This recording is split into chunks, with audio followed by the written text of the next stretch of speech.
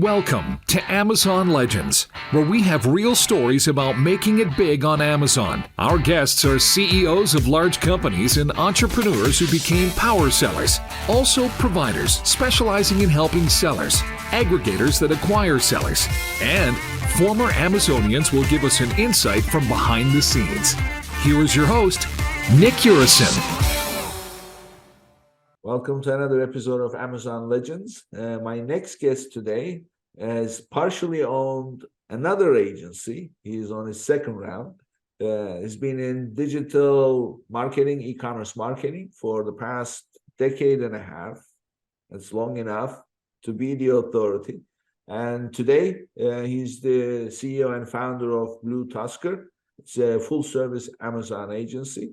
And when he's not working, he's a drummer. He's a touring musician, but this was years ago, but he still keeps it alive. So with that, everybody, meet my guest, Andrew Maffettone. Welcome to the show, Andrew. Hey, Nick. Thanks for having me. Appreciate it. Looking forward to it. Oh, same here. So drummer, this is quite a change because, usually drummers are artists, right? Creative people and touchy-feely kind of situation. And it couldn't get any more dry than Amazon work, which is all about numbers and process. And so how do they connect? So I got into e-commerce marketing a little over 15 years ago. Started real small, mostly on like an email marketing side. And my father had acquired a company that he wanted to put online. And so he started doing that. He was actually offered to be one of the first non-book sellers on Amazon. One of my favorite things to make fun of him for is that he turned it down. So it's like hilarious. But so he had that company, they exited it, and I was still in college at the time. And so I was still doing typical stuff. And I'd played the drums for years. And so I joined this band after I was originally from South Florida. I moved to Central Florida. I joined this band and we actually started doing pretty well. We were getting a lot of traction. We started touring most of the country and stuff, and we played in that area a lot. And each of us had a role outside of our own instrument. And I was the only one with a little bit of experience in internet marketing at the time. And so I took that over. And so I was always helping us with like concert promotions, and then venues would hire me every now and then to help with other promotions. So I did a lot from social media and email marketing, a little bit of paid advertising at the time. And so as I started to do that more and more, the venues started asking me to help with stuff, even when our band wasn't involved. That got annoying after a while because the music industry was horrible. And so I kind of got into more on the hospitality side with them, where I would help more with like the venues of just the promotion and not dealing with the concert promotion at all. And then naturally that slowly kind of progressed into retail, which at that time we're still now in like early 2010s, right? That's when e-commerce started to really do its thing. And so all the retailers I worked with wanted to get into e-commerce, and I already had a little bit of experience with that. So it kind of just got back into that. And then as time went on, I had started an agency, ended up exiting that. Then I joined an agency where I was a partner. We exited that in late 2019. And now I've started Blue Tusker in early 2020. Yeah. So you had a show and you had this internet thing as a sideshow while you had the show, right? Usually people, you had a show because you were in a band and you had your gigs, and then you had this sideshow on the side to help people with it. Exactly. I had always wanted to get into marketing and advertising ever since I was a kid.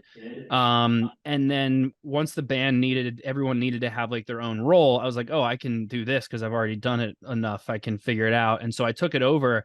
And I got so good at it that people started hiring me to help them with their other bands would hire me to help them promote. Venues would hire me to help them with shows coming in town and stuff. And so it just kind of grew from that. And then as time went on, the music industry is a nightmare. So I would separate myself from the music side and just help with the venue side, that then kind of pivoted into retail, which naturally progressed back into e-commerce. Yeah. So I would say I was really out of the past 15 plus years I've been in e-commerce. I was out of it for like 2 or 3, but I was still focused on the retail side. So it really, at that time, e-commerce wasn't as big. Yeah. Well, so for those who are listening, who are in a band, there is hope for you still to be. Yeah, exactly. Okay, so we picked a very good subject today to get into with you, and you've been doing this long enough, and you've got your own methodology, so you're going to share with us, and it's all about external traffic, which is a big deal because it rewards in many ways, but you just cannot start driving external traffic without putting some thought into it. So today we're going to cover all about handling external traffic, how to drive it, what should be a winning strategy, some winning strategies you'll share with us, how to measure it, how to structure it. So those listening, you want to stay focused because we're going to cover all aspects of this business. So with that, let's start. So let's say that I'm a seller and I'm going to launch my product. And then let's say that I have, these days, everybody has some kind of social media presence, but let's assume that it's not that significant. So where do I start with external traffic efforts? What kind of product do you have? You want me to give you a politician's answer? So, the reason I ask, right? There's Consumer different ways. product, of course, consumer product, Yeah. not businesses. So the thing you always want to ask yourself is, who is my target customer? How are they feeling when they're ready to buy this product? And then where are they at that time, right? So you got to think about as well does your product require a lot of education, or is it something that everyone knows exists? If they know it exists, they're actively looking for it. So they have a problem, they're aware of the solution, which is your product, so they're actively looking for it. If that's the case, search engine marketing, Google ads, Bing ads, that kind of thing, or SEO are great because there's people already actively looking for it. It's very middle of funnel. Conversion rates are typically higher. So that's going to be your best bet. If you are in let's say a wildly competitive space, so let's do like coffee or like apparel, right? Like very, very competitive. Or you have the other side of it, which is you've more or less invented something and it's something that no one really knows exists. So it requires a little bit more education. That's better from a social media side because then you can present and educate the market with the differences of the product or how the product works if it's something completely new. So it kind of depends on the approach and who your target customer is. The nice thing about basically doing this process when you're an Amazon seller is if you're already running ads on Amazon, which if you're on Amazon 9 times out of 10 you've already got some keyword data. You know which PPC, like which keywords are working for you well. You might have some insights into who your customer base is. And from there, it could tell you a little bit so that when you start from an off Amazon perspective, you're not starting completely from scratch. But basically, to kind of loop around and answer your question, it's going to depend on the product and the customer because that's going to depend on which channel you want to start on first. So, Andrew, one of the things that always comes up is people put up their website. So on their website, they have the product. And these days, people are very quick to jump on setting up a Shopify store. And then, I always say, don't. Because at the beginning, when you're launching, you have so many unknowns and so much money that you can spend. So instead, focus your efforts on Amazon, but use your website to provide the information about the product, any content or anything else, but drive them to your Amazon listing to complete the purchase. And especially now you have Buy with Prime that makes it easier. What are your thoughts about that? I don't entirely agree, but you're in the right direction. So I'm a big fan of diversifying. And when I say away from Amazon, I don't mean like don't use Amazon. I mean like something else, usually your website. The main reason I always say that is there's a bunch of studies out there. If you sold, let's say you had an Amazon business doing $2 or $3 million annually, but it's just an FBA business. Someone who's going to acquire you, basically the asset that they're going to get you have the obvious, your profit, your product, your inventory, that kind of stuff, and then your process, right? Outside of that, they're not really getting much of anything else, right? And you're stuck with the Seller Central account. It is what it is. You can't really expand the product line too much because you can't leverage your existing audience to like promote new products and things that you've got.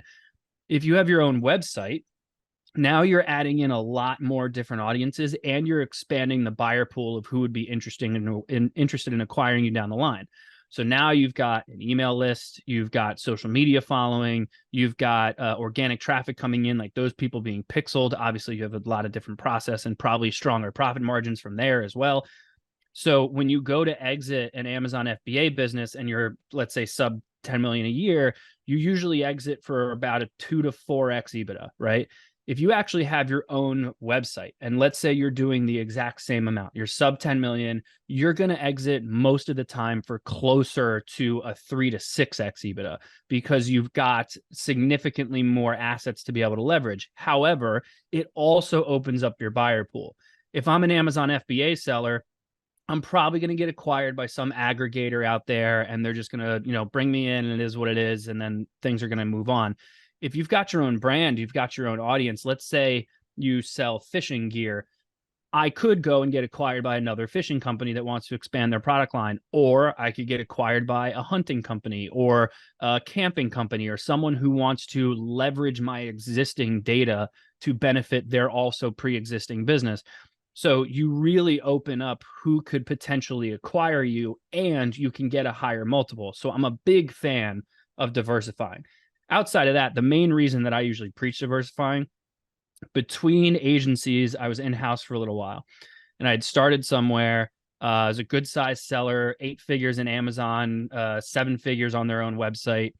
And I was there. I started in August, and the week before Black Friday, ads were ramping up, and you can only do so much with a credit card at that time. So you had to change out the credit card. Well, for whatever reason, Amazon thought that our new credit card was fraud. So it completely suspended the account, and we were out for 2 weeks. And I knew, like, this is literally like our peak. I had just started. I thought, like, I just got this job. I'm going to be out of here like after 2 months.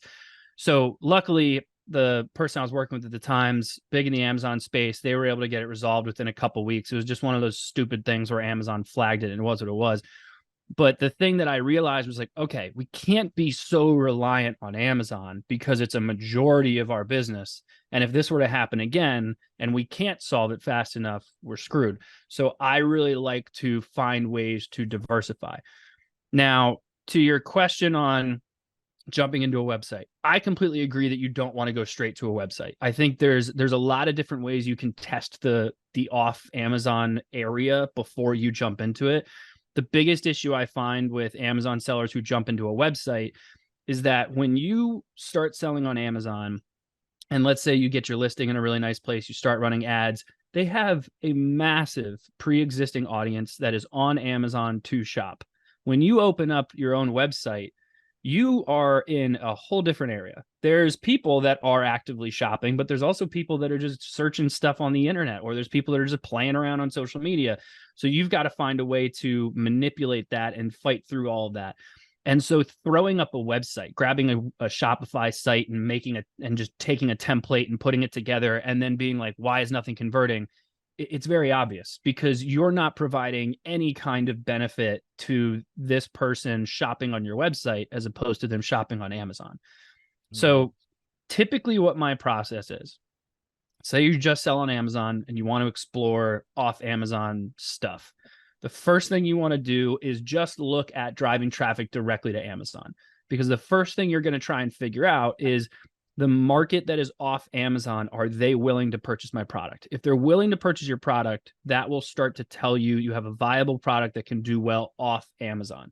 A lot of people have an Amazon account, so if you drive traffic from off Amazon to Amazon, there's a good chance they're going to convert. If you're doing social media, let's say you're doing social ads, you can narrow that Facebook audience to be people that also have an interest in Facebook or something like that. But what I always say is clean up your storefront, focus on your sponsored brand ads, and drive that traffic to your storefront. Make sure your storefront can convert with on Amazon traffic. As soon as you have that, you now know that your storefront can convert. And this is also assuming that you've got a decent sized product line where people are going to shop around a little bit. Once you've proven your storefront can convert, then you open up typically an advertising approach. So Google ads, Microsoft ads, some kind of social media ads, whatever that approach is. Use Amazon attribution, drive the traffic directly to the storefront first, and see how it does. It may not convert as well as you want it to. Really, what we want to figure out is, will it convert? If profitably is obviously ideal or close to it, but I just want to know that it's possible. Then let's say you get the storefront to actually convert and you can see like, okay, this is doing well. What's our next step? I don't suggest jumping into a website.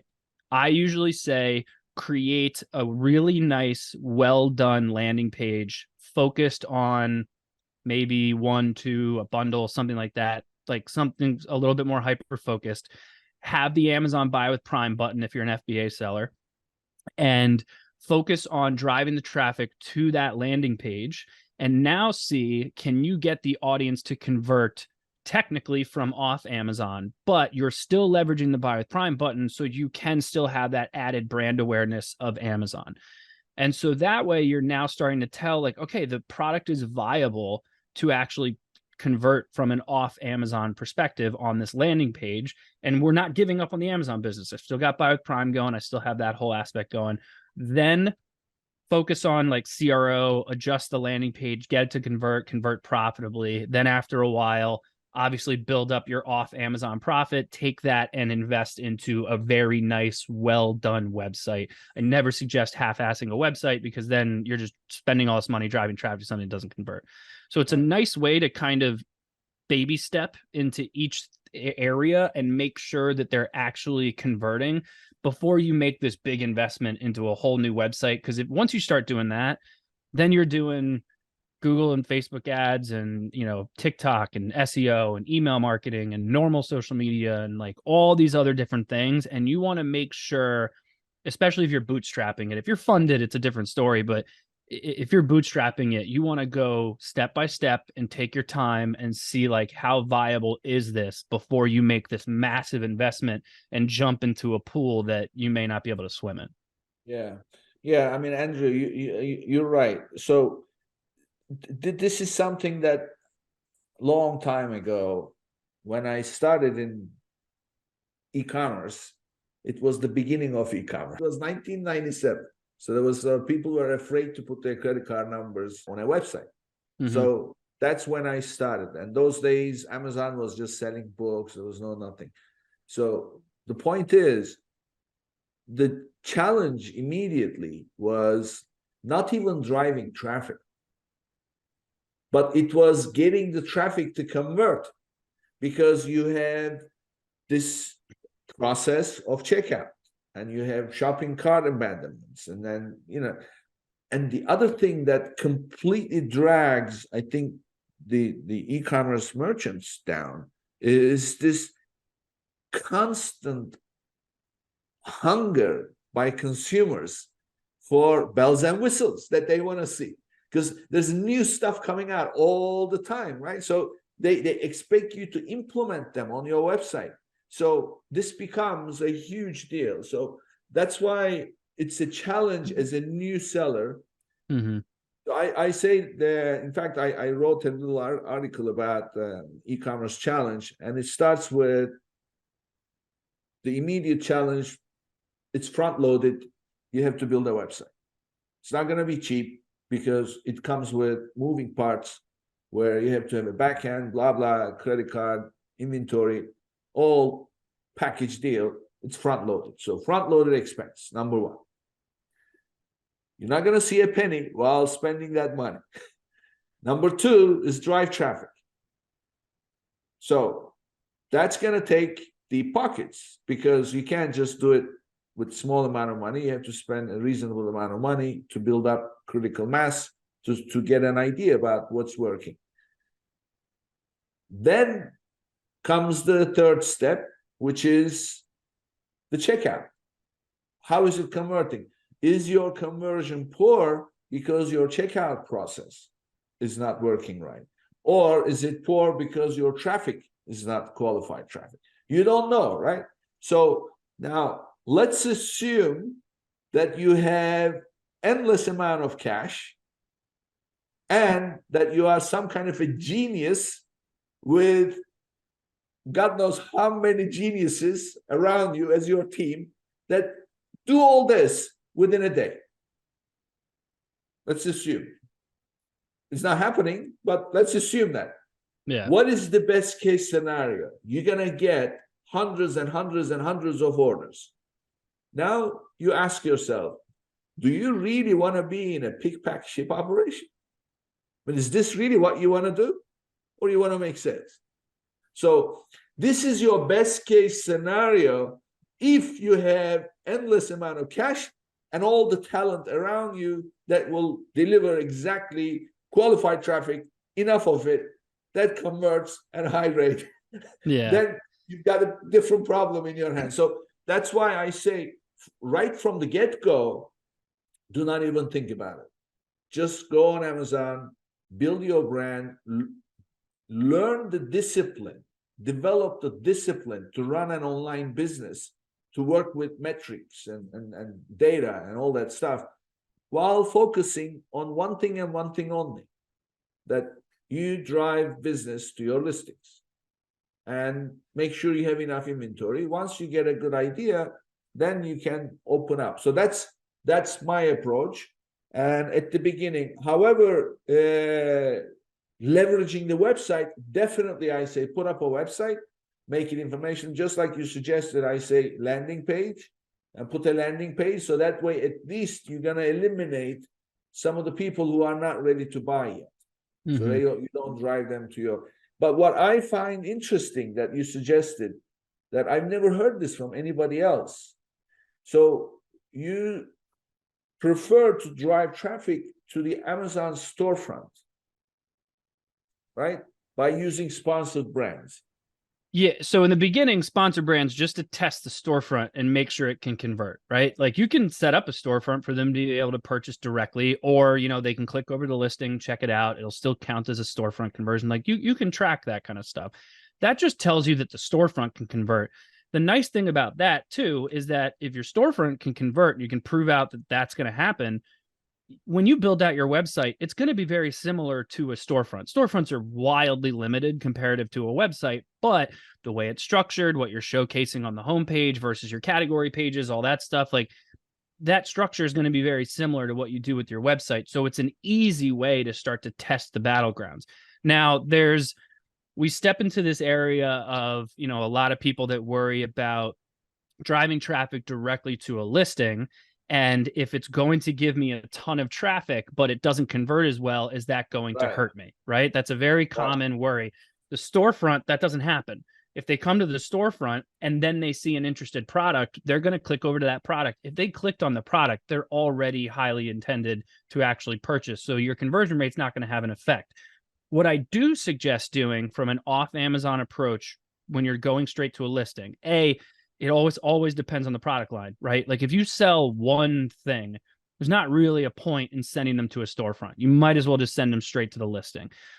But what you can also focus on is an SEO approach. It's one of the main areas I still find a lot of Amazon sellers not doing, which is focusing on SEO from an off Amazon perspective. So when you're doing a listing optimization, right, you're using your Helium 10s and your data dots, and you're pulling all this data together and you're writing this perfect copy and doing all this fun stuff. And you never stop to think, you're always focused on the Amazon algorithm. You never stop to think that it's also indexable on Google. So whatever you do is also going to show up on Google. Your listing can still show up as a Google listing.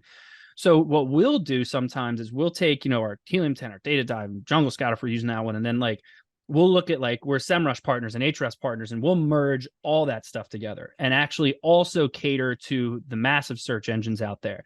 Because what'll happen is if I can get my product to also rank well on Google, I'm going to get a lot of organic traffic from Google, and it's high intent. They're searching the same terms. I just want to make sure that I'm showing up there.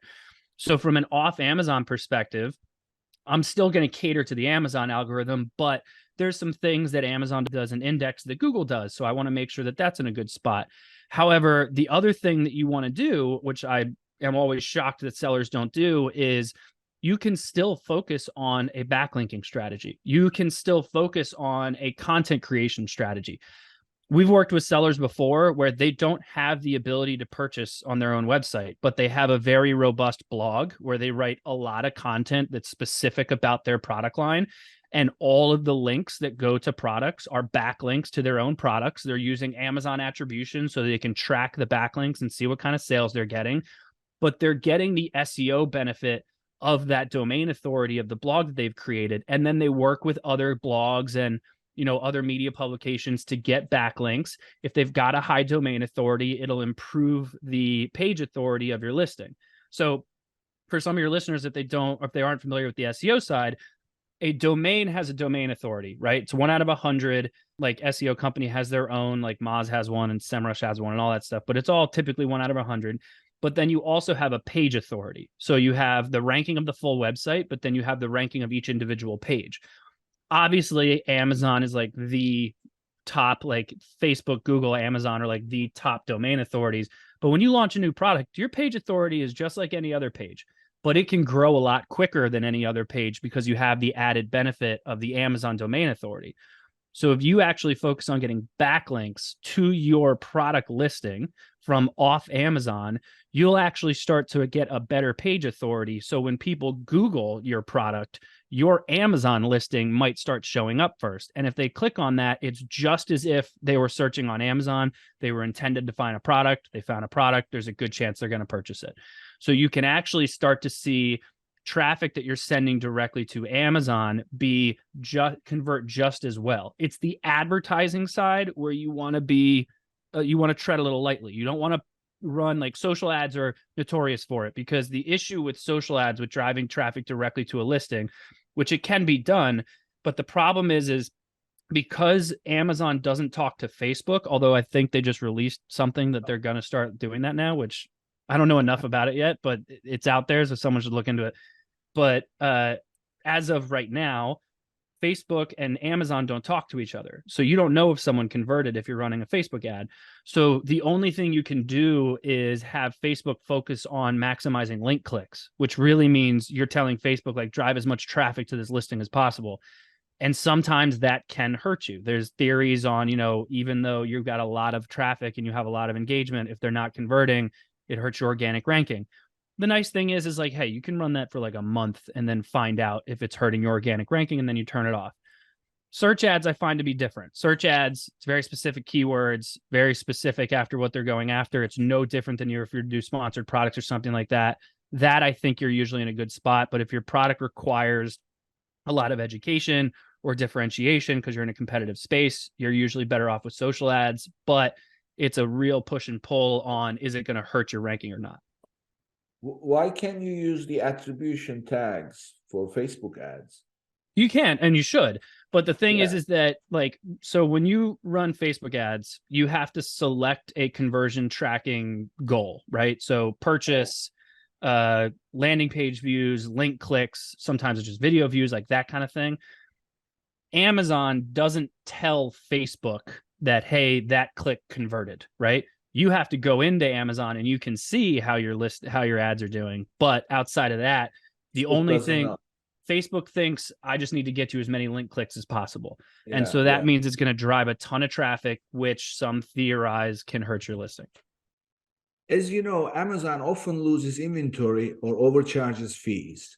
With Arti, you can now recover up to 30% of your lost revenue.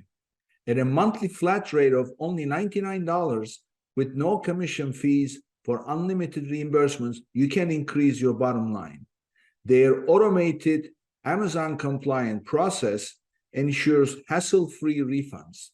Visit www.getarti.com/legends and sign up today to get 1 month free and discover your recovery potential. Okay.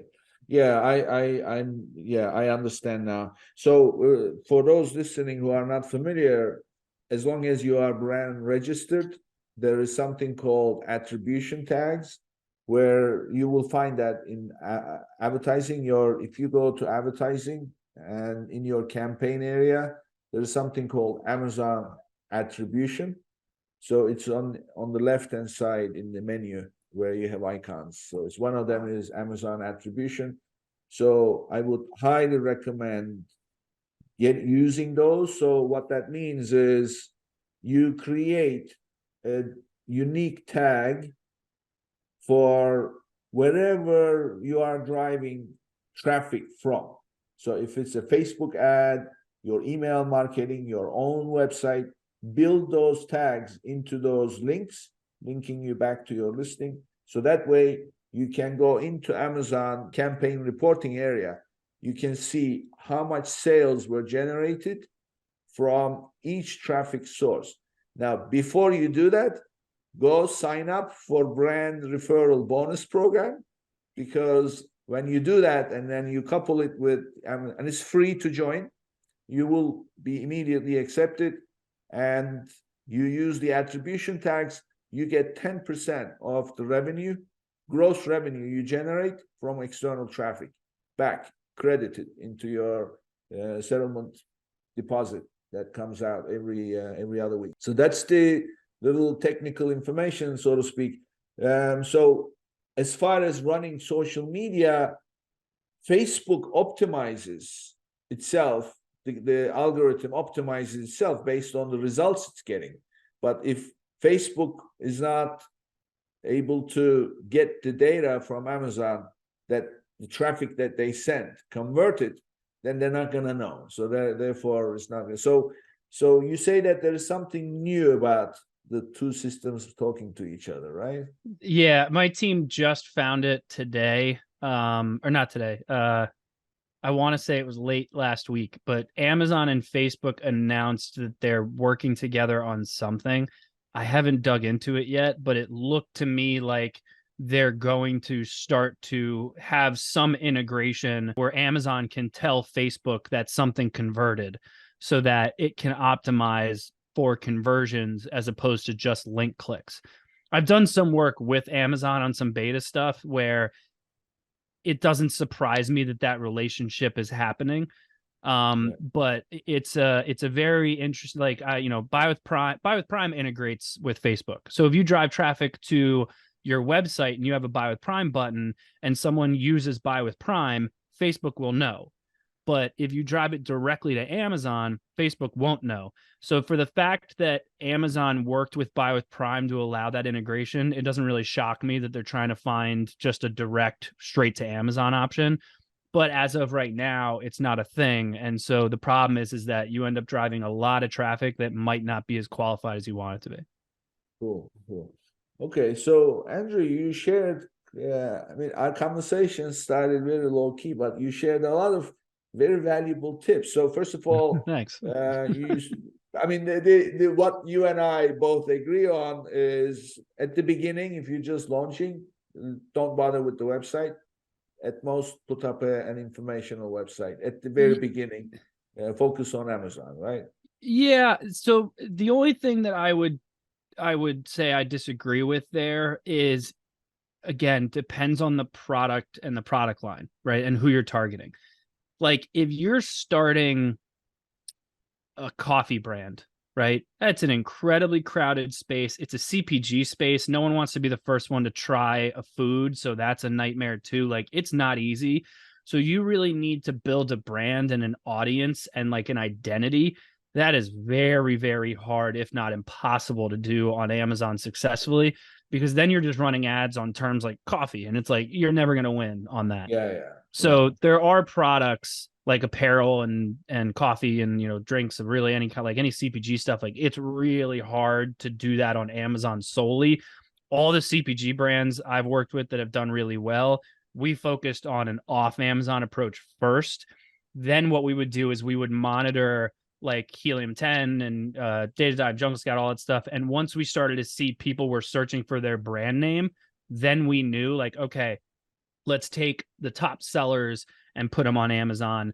Like all the really big brands out there that have a stronger focus from an off Amazon perspective, they really use Amazon as a customer acquisition channel and less of a revenue driver, because the profit margins are really tough and they just keep getting worse.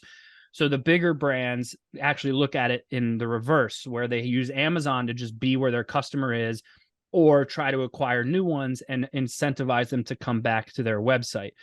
With people who are existing on Amazon that eventually go over to their website, they tend to still see a majority of their sales on Amazon because that's where their main focus is. But if you actually took your Amazon profit and really invested heavily into an off Amazon approach, you can then really pivot things where all of a sudden Amazon is your acquisition channel and your website is where you focus. Because if you can build a list and, you know, a social media following, and you can pixel all these people, it's fantastic because your margins on your website are so much better. And when you launch new products, it's significantly easier. You just shoot out an email and let people know you have a nice little product launch strategy. Whereas on Amazon, it's like starting a whole business over again. So it's up and down with that. I have a question for my listeners. Are you experiencing cash flow challenges with your Amazon business? Well, silly question. Who is not, right? So let me introduce you to Viably, a unique solution tailored for Amazon sellers and e-commerce enterprises. By connecting your Seller Central or Shopify account, you can promptly access funding along with a variety of financial tools, all for a flat fee. It's as simple as that. And for my listeners, they are offering an extra $1,500 in funding for eligible applications. Start your quick and easy application today at runviably.com/legends. And that's runviably.com/legends. Yeah. I mean, as you were talking for that scenario where you are in a heavy competition space, then I would say don't launch on Amazon first. Launch on your website, create some kind of awareness, build a following, have a mailing list so that you have an idea about who you can drive to your Amazon listing when you are ready. So that would make a lot more sense. So the other thing that I've never heard anybody else mention is drive traffic through sponsored brands to test how your storefront is converting. So drive traffic to your Amazon storefront through Amazon sponsored brands to get a sense of how your storefront is working. And then once you have satisfactory numbers, drive external traffic to your storefront, which won't hurt your conversion rate. And at the same time, you have an idea how the storefront behaves. And then the only variable there is the quality of the external traffic that you are sending. And you can kind of tweak that according to your performance. I've never heard that, frankly, myself. So it's a very good tip. And then the other one is, to me, it's key, is use a landing page. Don't drive external traffic direct to your listing. Instead, drive it to your website, a landing page, where you have some kind of an incentive and also buy with Prime. You have the Amazon endorsement there so that people know they'll be completing their purchase on Amazon. So no surprises. And then anybody who is not ready to buy, they won't click. So therefore, you won't hurt your conversion. So it's quite a few tips. So let's talk about measuring. So give us your take on what are some best practices to measure how your external traffic is working for you. What is success? What does it look like? My personal preference is not necessary. And I know a lot of listeners hate hearing this, but it's not necessarily to focus on profitability as much as it is to focus on proving that there is a viable market off Amazon. Because storefronts, it is Amazon's way of like letting sellers start to build their own, sort of website kind of thing. And, they can help, but they're wildly limited. There's only so much you can do on a storefront. So driving the traffic to the storefront to see if it can convert, I want to see it convert, and I want to see it convert at a tolerable clip. Because the other thing I need to factor in is once I move away from Amazon, my product margins are better. So if I'm converting on my storefront, but the profitability is not as good as I want it to be, I can also factor in, be like, well, once I move this to a website, I actually gain a pretty good amount of product margin. So let's assume that I'm off my website or off Amazon already. What does my ROI actually look like then? That's when it gets interesting, because I can go, okay, technically right now it's not a great ROI, but as soon as I make this jump, it should actually improve. So as long as you keep some kind of Amazon branding aspect when you do your landing page or when you do a website, like Buy with Prime works really well. Or before Buy with Prime existed, I used to make buttons. I would make a button directly under the add to cart that would say available on Amazon. Once Amazon attribution came out, I would use that. But otherwise, I would just let people click and go straight to the listing. And the reason I used to do that is I would watch my wife shop, and she would go to someone's website, see what they had. And if they didn't have a lot of reviews, or she wasn't familiar with the brand, or if she wanted it sooner, she would just go to Amazon to see if it's available. And I go, when you do that, you're pulling up your Amazon app and you're just searching for this type of product, which now this brand is just surrounded by competitors. So my thought was like, okay, what if I skip over that part and I make your life easier and we add a button here where you can just go straight to their listing? And when we started to do that, I saw a lot of people would just be like, oh, I'm just going to go straight to Amazon and get it there. Now, the people who sell off Amazon, they hate that idea because they don't like that they're giving up product margin. My theory is you take a page out of Amazon and Google's book, which is basically do what is best for the consumer, provide the best experience possible. I like to provide it as an option, provided that I also have the different incentives on my website to keep them on the website. Their first purchase might be on Amazon, and that's because that user was more comfortable doing that. But if I let them come to my website and then go to Amazon and I have my natural like customer acquisition aspects in place, they're most likely going to come back to my website next time and try to like get some kind of like 10% off your first order or something like that, where they can benefit from it now that they're more comfortable with the brand. So I find it as a nice stepping stone for them. So measuring it is really depends on all the stuff that you put in place. You can obviously track stuff through Amazon attribution. The back end of Amazon storefronts have a lot of different data points you can look at and review those things. It kind of depends on what page on your storefront you're driving it to and then where they're converting. Like there's different ways that you have to monitor the actual funnel of how people are converting. But to kind of loop that back around, like really what I try to look at is, are we converting at a decent rate? Because then once I move them to my own website, not only are my product margins better, but I have much more control. I can manipulate my landing page to, I can do CRO testing and A/B test copy and imagery and structure and pricing and all that fun stuff so that I can really try to get to the conversion rate and the profit margin that I want. So when I'm sending them to Amazon in a storefront, it's really more to just to prove that the off Amazon market is viable, as opposed to just trying to be profitable right off the bat, because it's very rare that happens. Yeah. Okay. So what I heard you, again, is something I haven't heard this perspective before. And I like the perspective very much. What you are saying is take a look at how much you spent in driving external traffic to your Amazon storefront or listing as a percentage of your total sales. Yeah. Let's say it's X%. Then you already know how much you pay Amazon, the 15% Amazon commission plus the FBA, whatever percentage it adds up to, blah, blah, blah. And look at that picture. And then imagine Amazon is not there. That's what you are monitoring all the time. Pretty much, yeah. As soon as that picture looks attractive, now you can simply switch from driving traffic to Amazon to driving into your website. Mm-hmm. And on the website, you can still do Buy with Prime. That means that you just do the fulfillment through Amazon. You just don't pay the 15% commission, right?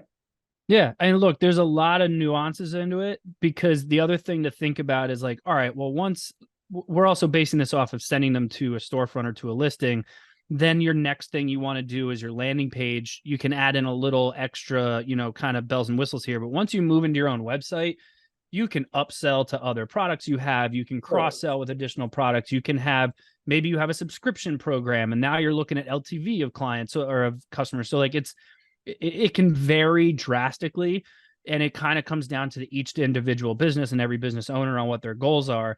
But if you can get it to a point where you're even close to like let's just even say worst case scenario, you're at a break even once you're off Amazon, to me, that's great, because you're only going to improve. The more reviews you get off Amazon, the more social media presence you have, the larger your email list, your conversion rate will improve and improve and improve over time, especially if you're doing some CRO work. It will consistently improve. You'll expand your product line, and then you can cross-sell. So it's only going to improve. It's really just, to me, it's just about proving the viability of the off Amazon side. Now, I'll also flip it. We work with some people that have no desire to go off Amazon at all, but they want to do everything and anything they can for their Amazon business, which also includes doing off Amazon stuff. So at that point, I don't care where my profit margins land for an off Amazon side, because they have no desire to do it ever. So at that point, now it's more like, okay, what can I do that's a lot more middle of funnel that I know is going to work really well? So sometimes with like social media ads, you can do some different things where you can do like, let's say you have a product video that's really interesting, but you know that if you drive a ton of traffic to Amazon with that video, it's just going to get a lot of clicks. It's not going to do well. You can actually, on Facebook, you can retarget people that viewed a video. So sometimes we'll run an ad, just target video views with no CTA. I don't want them to go anywhere. I just want them to watch the video. Then what I'll do is, if it's like a minute long video, I'll retarget people that watched like 90% of the video. So I know they were pretty highly interested. And those are the ones I will send to Amazon with some kind of incentive. I'll do an Amazon attribution to track it. So at least I've honed that audience in a little bit. Search engine marketing, very, very different. That's a lot easier because it's very specific keywords. You go after what you go after. It is what it is. They're looking for it, so they're going to convert. The SEO side is beneficial regardless, because it's the same concept as Amazon. If I can rank for some of my top terms on Google, I'm going to get a ton of traffic to the site, just as if I was paid, just as if I was in position 1 on Amazon. I want to try and be position 1 on Google for certain terms. That could mean content creation. It could mean just backlinking strategies. There's a ton of different ways to do that. So those are other ways where if you're not looking to diversify from Amazon, you can still really benefit your Amazon business from just focusing a little bit from an off Amazon approach. Yeah. Let's talk a little bit about influencers, using influencers, because that's also external traffic, right? So, and if you get the right influencer, you really can get a lot of traffic very quickly. So tell us some best practices, things to watch out for, and how to best use influencers. So there's 2 different ways, at least from an Amazon perspective, you can use influencers. You have your normal way, right? Just like any other influencer marketing agency. Like when we work with influencers, if we already work with them, we're finding influencers that are relevant for the brand, starting conversations with them. Sometimes we'll do what's called seeding, which is just sending them free product in exchange for them to post about it. Maybe we hook them up with an affiliate program or something, but when you do it through Amazon, you can't really do an affiliate program. So what you can incentivize them to do, or even just point them in the right direction, is to go through creator connections. So creator connections is Amazon's own influencer marketing aspect, right? It operates a little bit more like an affiliate program, where basically you create a quote unquote like campaign and you set a budget. And so let's say your budget is $5,000 and you're giving influencers 5% commission for selling stuff. Basically, once you have paid $5,000 in commissions, then your campaign ends, right?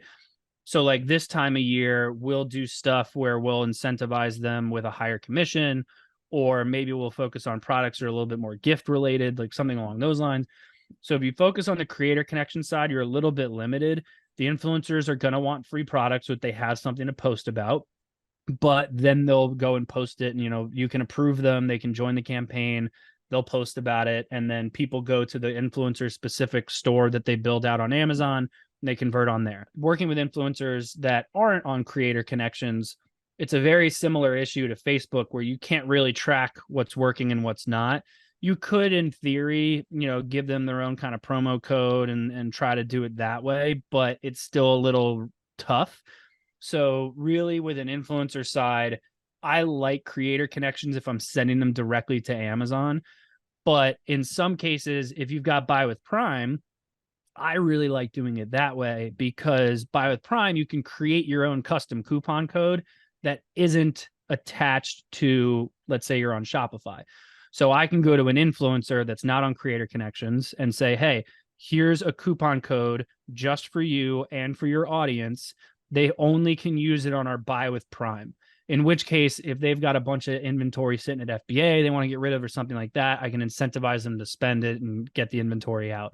But to improve the listing in itself, either you want to use something like Creator Connections, or you want to try to put something together with an influencer you can just send straight to the Amazon listing. I'm not a big fan of paying influencers. I know if there's some listening right now, they probably don't like hearing that. I do think that to send an influencer a product and to ask them to try it and then decide if they want to post about it or something like that is a fair thing to ask, because I also don't want you promoting my product if you don't like it. It's going to be very obvious, and you're not going to want to do it very often. It's not going to go as well as I want. I'm more of a fan of, let me send you a free product. If you like it, go ahead and post about it. And if you post about it and I see it did well, I will absolutely work with you again, and I will absolutely discuss paying you either a commission or a flat fee. But I think the first time seeding an influencer and testing out the relationship is great. Plus, typically your micro influencers, which tend to be like 10 to 20,000 followers or less, they get a lot more engagement anyway. So if they're going to work, they're going to work just seeding them. And then you can look at expanding and giving a commission and all that. Well, so I had some conversations about using influencers. So the biggest danger with influencers, if you do well in terms of the exposure they'll get you, and that you get them to drive traffic direct to your listing, that's going to hurt your conversion if they are not converting. So that's the biggest challenge. Of course, everybody wants to drive traffic to the listing because that's where the sale will take place. So getting an influencer to do that. So what I heard as an idea from one of the guests, I believe, they said, do not get influencers drive traffic by using attribution tags. Instead, get them to, if they are not already an Amazon affiliate, get them to become an Amazon affiliate. And then drive traffic through Amazon affiliate program by using their Amazon affiliate links, which does not go towards your conversion. So if that traffic does not convert, it doesn't hurt you. But at the same time, you can give them a promo code that is specific to them, where they can promote in their advertising, whatever, and say, use this to get discounts. So that way the customer benefits, you don't get hurt if the traffic doesn't convert. At the same time, they earn something, so everybody is happy. What do you think about that practice? I mean, it makes sense. I don't know about if you set them up as an affiliate and they go through their affiliate link, they're still landing on the listing. I know the URL changes and all that fun stuff, but they're still landing on the listing at the end of the day. So I would think that if you drove a bunch of traffic from an influencer, it could, in theory, still affect your listing ranking. The only thing, though, that to completely caveat that and the stuff I said too is, like, when you work with an influencer, it's a real quick big boost in traffic and then it dies. So for it to have a prolonged effect on your listing is incredibly unlikely. It's not going to be like, oh, you got one day, you got a huge jump in traffic and they didn't convert as well as Amazon wanted them to, so they tank you. Typically it's like, hey, your conversion rate has been down for 14 days, and so your ranking starts to fall. But if you get a big influx in traffic and then it doesn't convert as well, I find it hard to believe that Amazon would really ding you that hard from an organic perspective. I would think that Amazon would just see, like, sometimes one-off things happen. Sometimes you get hit by a bot or something, and then Amazon factors that in. Like, there's a lot of stuff that can happen. So like it's the big difference that I always find is that there's clear people that are Amazon sellers, and then there's clear people that are off Amazon sellers, and then there's clear people that do both. And the people that are strictly Amazon sellers, they get really, really deep in like the data and in the weeds, and they're nitpicking every little tiny thing. When in reality, to me, it's just unneeded stress, because it was the same thing that I realized with listings years ago, right? Like listings, people used to load them up with emojis and capital letters and use every word and they could find in the dictionary and just throw it all in there. And then one day I was like, well, what if we took a different approach to this? What if we did this where, yes, I'm going to do the keyword research, obviously, but let's just write to the consumer. Because when I land on a listing, if it's got capital letters and each bullet point is a paragraph, I'm not reading any of that. So let's make it a lot easier for the consumer to read and digest. And then all of a sudden, conversion rates skyrocketed. No, I didn't have every single word on the dictionary listed in my listing, but I was basically providing the best experience I could to the consumer. I was ignoring the Amazon algorithm and I was focusing on my customer. And that's the exact same concept. So digging in real deep to the data of like, is working with an influencer going to all of a sudden spike my, listing, and then my ranking's going to fall and my whole business is going to fall apart and my wife's going to leave me and I'm going to die. Like it's like, okay, no, relax. You're going to be just fine. If your ranking comes down a little bit, you stop doing stuff with that influencer because they drove a bunch of traffic that didn't convert very well.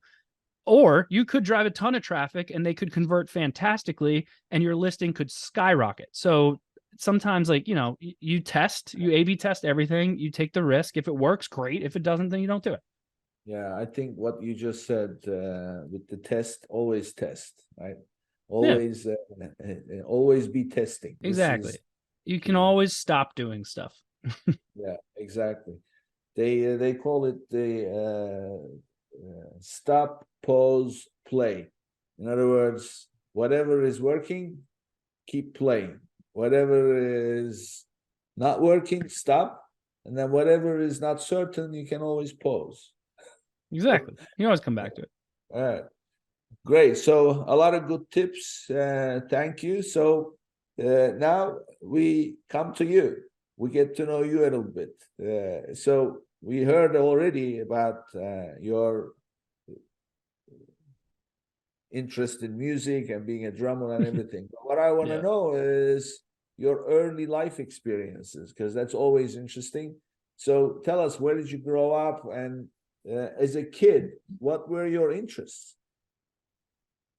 So I grew up in South Florida in Boca Raton, so outside Fort Lauderdale. I lived there until my early 20s, I think. And then I moved to Orlando because I went to school in Central Florida. And then I moved to North Jersey. The wife had gotten a job in New York City, so we were kind of counter commuting. And then I moved where I am now to outside Philadelphia, out in the suburbs, about, I think, 4 years ago at this point. As a kid, I always knew I wanted to get into marketing and commercials. I don't know why. They're not very exciting. I think that's why I wanted to get into them. In the family in marketing? Anybody No, in the family? no. Actually, so my dad's an entrepreneur. He's owned businesses, he's run businesses, he's sold businesses. So I'm sure I got that from him. But nothing on the marketing side. No one in my family is in the marketing side for the most part. It was, I don't know why I wanted to get into it. I think because commercials were always horrible. Like I always thought they were so bad. Like when you see a really bad commercial, I'm always like, there was a group of guys who sat around a table and said, "This is it. Let's pay to publish this." And I'm like, why? This is horrible. So I think I wanted to rid the world of that. As a kid, you were watching commercials.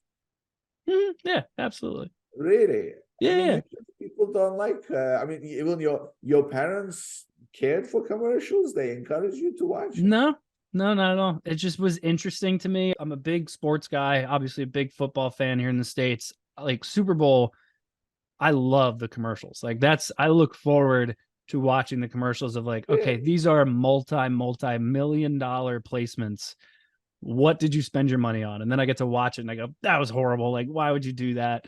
I have a question for you, Andrew. In the commercial, what is it that appeals to you, that attracts you? Is it the capability to influence somebody's decision, or is it the product? Is it the production of the commercial? It's more around like the psychology of it, of like, why do I remember certain commercials as a kid? Why do I not remember others? Why do certain like aspects of commercials become like comical things to make fun of over the course of the next few months? Like, the goal of a commercial, or really anything in marketing, isn't necessarily to get you to like the product and to want to go purchase it. My goal is to get you to remember the product, so when the time comes, you actually go and purchase it.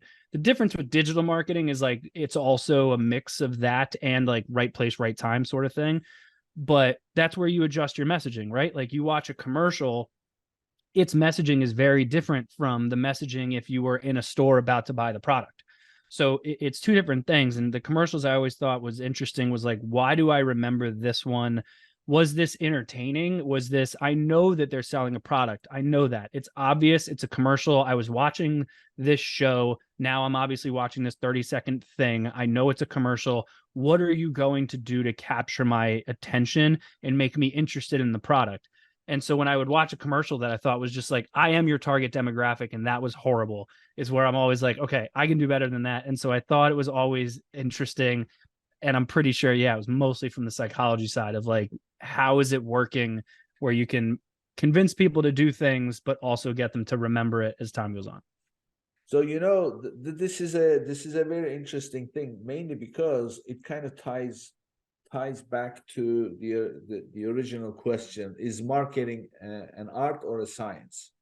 So because in the old days, the answer was art, of course. Yeah. So today it's no longer just art; it's art and science.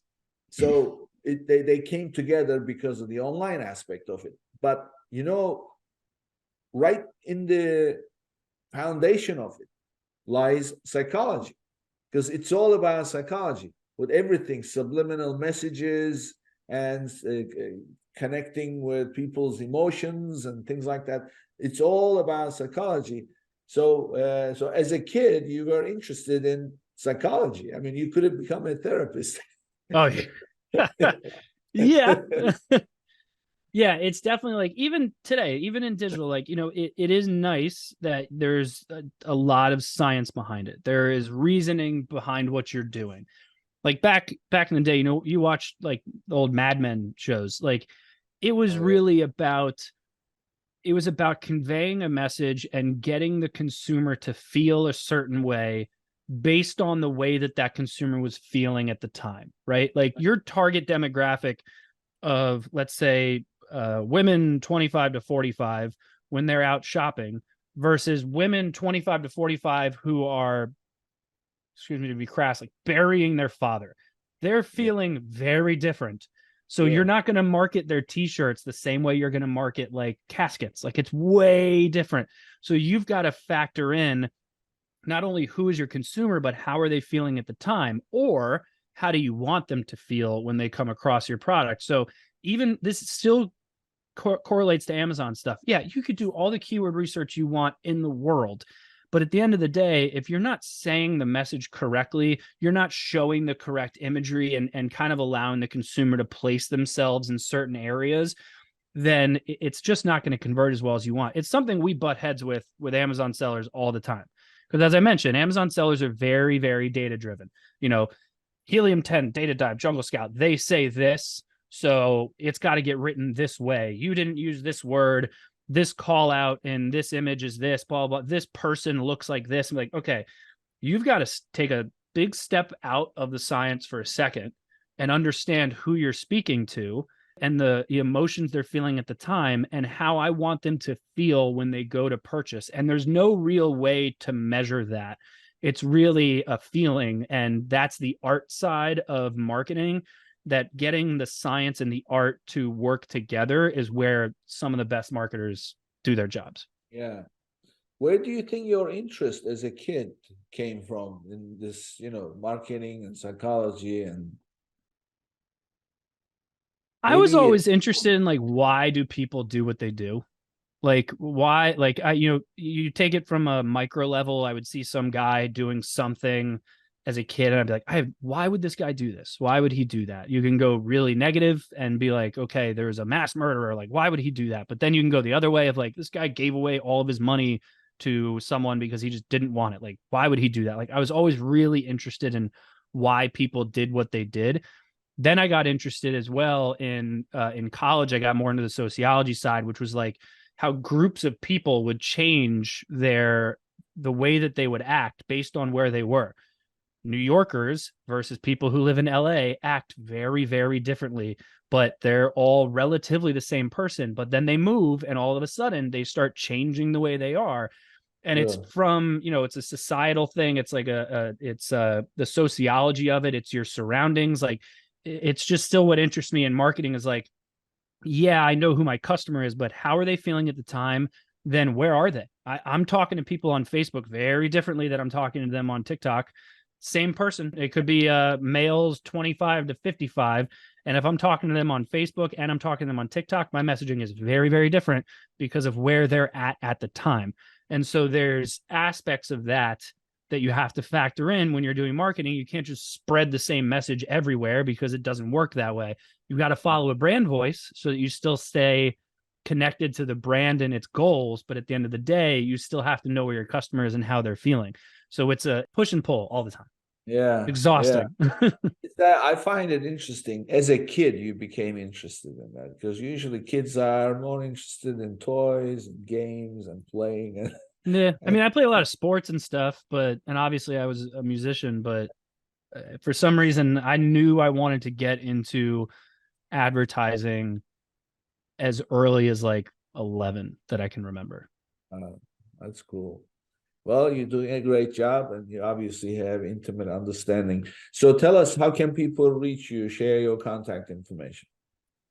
However you want. All my social media is at Andrew Maff. All of our company's social media is at Blue Tusker. And then my email's at Andrew@Blue Tusker. And we're on LinkedIn. And then there's bluetusker.com and all that fun stuff. And my own podcast, I do the e-com show. I'm on there, wherever you want. Great. I'm sure you'll hear from people. We'll put your contact information together with the episode info so people will be able to reach you. Thank you, Andrew. This was a great conversation. And thanks for everything. Thank you. Appreciate it. Have a good one. Before you go, make sure to sign up with Aarti and claim your lost revenue. Visit www.getaarti.com/legends to register. You will get 1 month free and experience Aarti's features. Sign up now at www.getaarti.com/legends. Also, say goodbye to your cash flow problems and claim your extra $1,500 when you qualify for $25,000 or more in funding. Go to www.runviably.com/legends and start your application today. Thank you. And this brings us to the end of another episode, and I'll see you on the next one. If you enjoyed today's episode, be sure to subscribe, rate, and review the episode, and share it with someone you think would benefit from it too.